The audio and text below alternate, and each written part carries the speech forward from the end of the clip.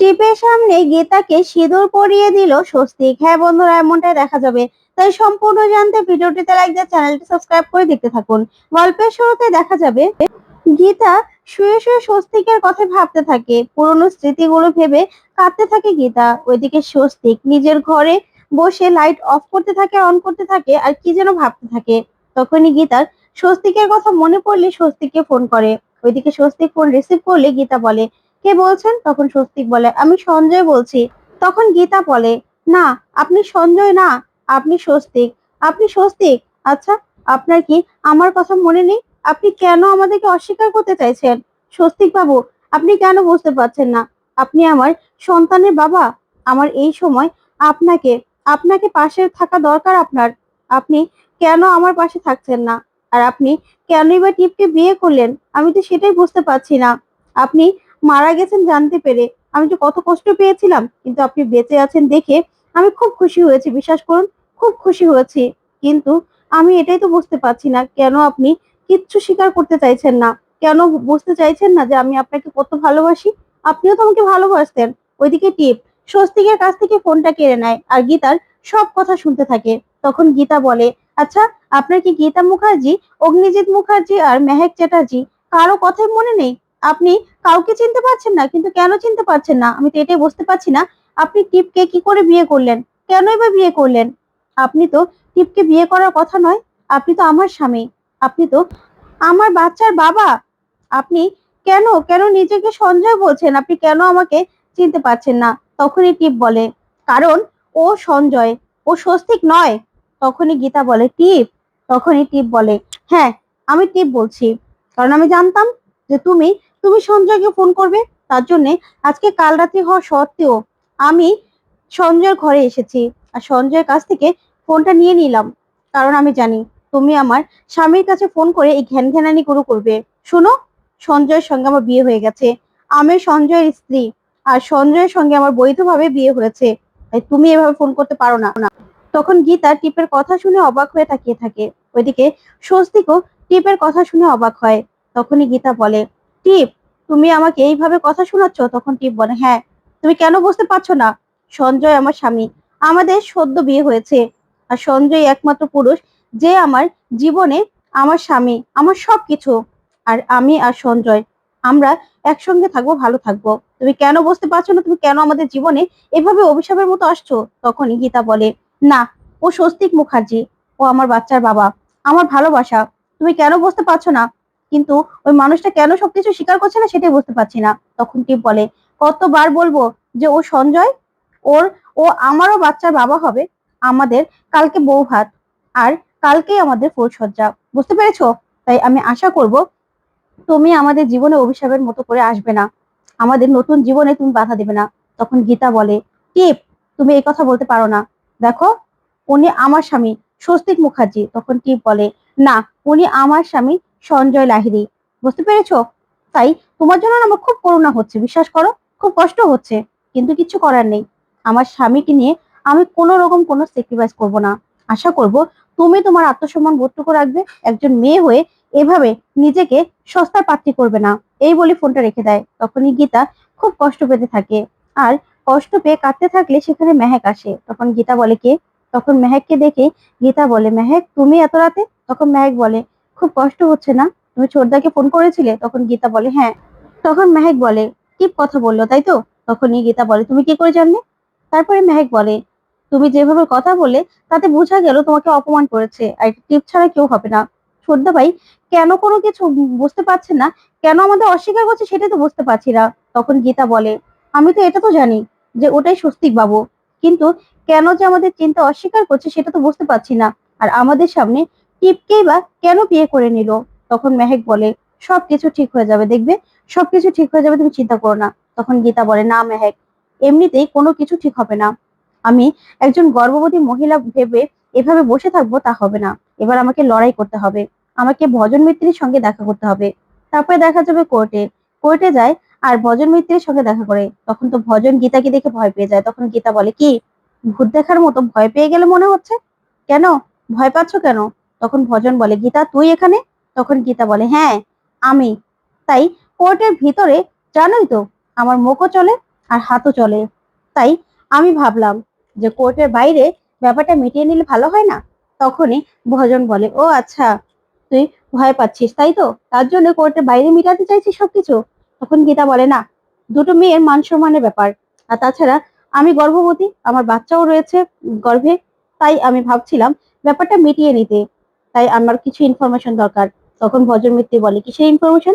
তখন গীতা বলে, ওই যে সঞ্জয় লাহিড়ী, তার বাবার নাম কি, মায়ের নাম কি, তার ঠিকানা কি, তার প্যান কার্ড, আধার কার্ড, সব কিছুর নাম্বার আমাকে দিয়ে দিতে হবে, তাহলে তাহলে আমার সুবিধা হতো। তখনই ভজন বলে, সেটা কোর্টে দিয়ে দেওয়া যাবে। তখনই গীতা বলে, কেন? সেগুলো তৈরি হচ্ছে বুঝি, নকল বানানো হচ্ছে, তার জন্যই বুঝি হাতে নেই তাই তো, সবকিছু বানানো হচ্ছে। তখন ভজন বলে, গীতা, তখন গীতা বলে, তুই জানিস ভালো করে যে আমি আমি কেসটা হারবো না, জিতবো, কারণ ওই আমার স্বস্তিক মুখার্জি, ও সঞ্জয় লাহিড়ী না। আর তুইও ভালো করে জানিস, আর এই কেসটাতে আমি শিওর হয়ে গেছি কেন জানিস, কারণ তুই আছিস। তুই কোনোদিনও কোনো সলিড কেসে থাকিস না, তুই থাকা মানেই সেটাতে ভেজাল আছে, তার জন্য আমি শিওর হয়ে গেছি ওই আমার স্বস্তিক মুখার্জি। তখনই ভজন বলে, দেখ গীতা, তুই কিন্তু বড্ড বাড়াবাড়ি করছিস, তুই কিন্তু হেরে যাবি, হেরে যাবি তুই। তখন গীতা বলে, এই গীতা মুখার্জি হারে না, গীতা মুখার্জি হারতে শিখেনি। তখন ভজন বলে, শোন, তুই তো গর্ভবতী, নিজে বাচ্চাকে নিয়ে ভাব না, কি দরকার আছে এসবের? তখন গীতা বলে, বাচ্চাকে নিয়ে তো ভাবছি, তাই বাচ্চার বাবাকে আমি আমি আমার কাছে এনেই ছাড়বো। ওই বিয়েটা বিয়েটা কোনো বিয়েই না, আর তাছাড়া উনি আমার স্বস্তিক মুখার্জি, আমি জানি, আমি জানি উনি আমার স্বামী। তখনই ভজন ভয় পেয়ে যায়। তারপরে গীতা বলে, কিন্তু ব্যাপারটা বুঝতে পারছি না কি থেকে কি হচ্ছে। এই বলে চলে যেতে লাগলে ভজন বলে, শোন, প্যাকেজে প্যাকেজে খুন হতে চাস নাকি? তখন গীতা বলে, মানে? তখন ভজন বলে, এই যে তুই আর তোর বাচ্চা, শোন, সামলে থাক, না হলে কিন্তু দুজনেরই রিস্ক আছে। তখনই গীতা ভজনের উপর রেগে যায় আর কলার চেপে ধরে বলে, তোর এত বড় সাহস! এই বলেই ভজনকে একটা ঠাসিয়ে চড় দেয়। তখন ভজন বলে, গীতা, তখন গীতা বলে, একদম চিৎকার করবি না। শোন, তোর এত বড় সাহস, তুই আমাকে হুমকি দিচ্ছিস এখানে দাঁড়িয়ে থেকে, তুই আমাকে হুমকি দিচ্ছিস? শোন, তোর মতো ডুপ্লিকেট মানুষ এই গর্ভবতী মায়ের সঙ্গে লাগতে আসবে, এবার এবার গর্ভবতী মায়ের সঙ্গে লাগতে এসেই দেখ না, শেষ করে দেব, শেষ করে দেবো আমি। এই বলে চলে গেলেই তখনই দেখা যাবে ভজন টিপকে ফোন করে। ওইদিকে দেখা যাবে টিপদের বাড়িতে ভাত কাপড়ের অনুষ্ঠানের আয়োজন করা হচ্ছে। তখনই স্ত্রী আর প্রিয়ঙ্বদা ভাত কাপড় আর সবকিছু নিয়ে আসে। তখনই সঞ্জয়কে সেখানে আনলেই তারপরেই প্রিয়ঙ্বদা স্বস্তিকের হাতে সেই ভাত কাপড়ের থালাটা দেবে। তখনই গীতা এসে ভাত কাপড়ের থালাটা কেড়ে নিয়ে নেয়। তখন তো সবাই অবাক হয়ে তাকিয়ে থাকে। তারপরেই প্রিয়ঙ্বদা বলে, এটা কি করলে গীতা? তারপরে স্বস্তিক বলে, এটা কি করলেন আপনি, কেন নিয়ে নিলেন? তখনই গীতা বলে, এই ভাত কাপড়ের অনুষ্ঠান হবে না, যে পর্যন্ত এই বিয়েটা বৈধ বলে প্রমাণ হচ্ছে সেই পর্যন্ত আপনারা বিয়ের রিচুয়ালস কোনো কিছু মানতে পারবেন না। তখনই এই কথাতে স্বস্তিক বলে, কেন? তখন গীতা বলে, কোর্টের অর্ডার আছে, কোর্টের অর্ডার আছে, আপনারা কোনো রকম কোনো কিছু মানতে পারবেন না। তখন টিপ বলে, আমি জানতাম তুমি এমন একটা কিছু করবে, কারণ তুমি তো বসে থাকার মেয়ে নয়।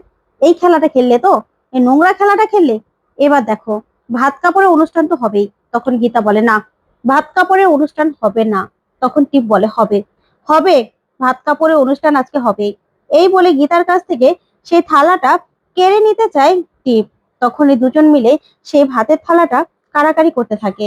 তখনই দেখা যাবে উকিলবাবু বলে, দেখুন ম্যাডাম, কোর্ট থেকে অর্ডার আছে, আপনারা এসব অনুষ্ঠান এখন করতে পারবেন না, পারবেন না আপনারা, কোর্ট থেকে আমরা অর্ডার নিয়ে এসেছি, শুধু শুধু বাড়াবাড়ি করেন না।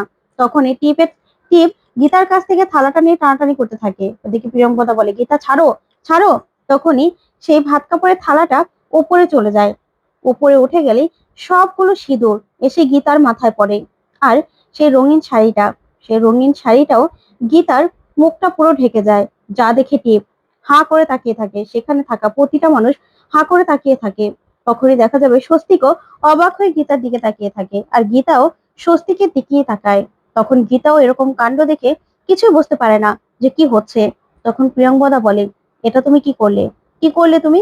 তারপরে টিপ রেগে গিয়ে গীতার গায়ে হাত তুলতে যায়। তখনই গীতা টিপের হাত ধরে বলে, একদম না, হাত তুলতে যাবে না, কারণ ওই হাত চলে না আমার বেশি, ওইটার ভিতরে বাইরে, তাই সেটা অনেকবার দেখেছো, দেখলে না কালকে কেমন করে গুন্ডাদের পেদালাম?